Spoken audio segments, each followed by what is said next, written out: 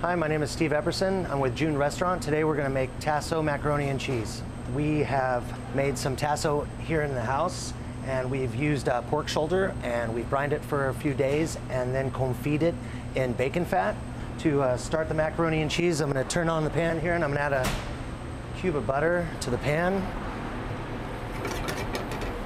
And what I want to do here is kind of get the Tasso nice and hot, heat up the fat inside of the Tasso and start to release some of the flavor.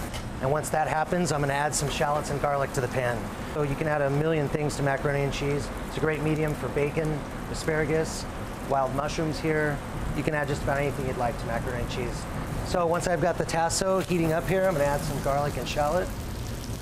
About a teaspoon of shallot and a half teaspoon of garlic. Garlic's pretty powerful, so you want to make sure not to add too much of it. Whereas shallot, you can add just about like a teaspoon of it. And once I've got it up to the right temperature, I'm going to deglaze it with white wine.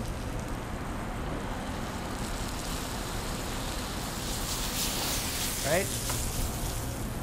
Set that down, reduce it a bit. Then I'm going to add a little bit of macaroni, depending on how much you want to add. I've got quite a bit of Tasso in the pan, so I'd say probably about a 2-to-1 ratio, 2 parts macaroni to 1 part Tasso. Now, once the white wine's reduced a bit, I'm going to add some cream. Just heavy cream there.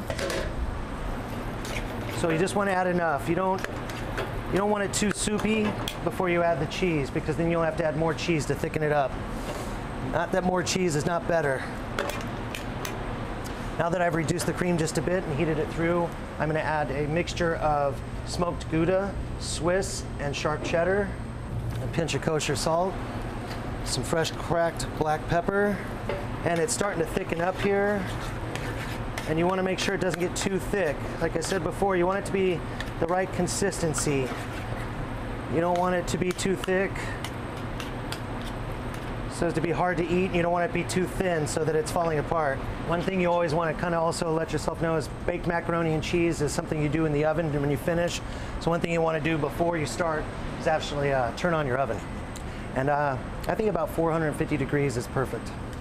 Now, obviously, you at home don't have a lot of these little miniature casserole dishes or whatnot, so you can put that into, you can make a bigger amount and put it into a larger casserole dish.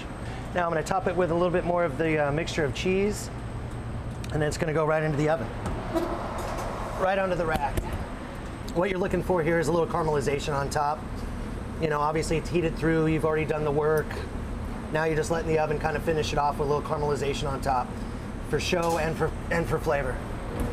After about 10 minutes or so in the oven, which is really all it takes for a single serving, that is, at about 450 degrees, you've got Tasso macaroni and cheese. A little sprinkle of chive for garnish,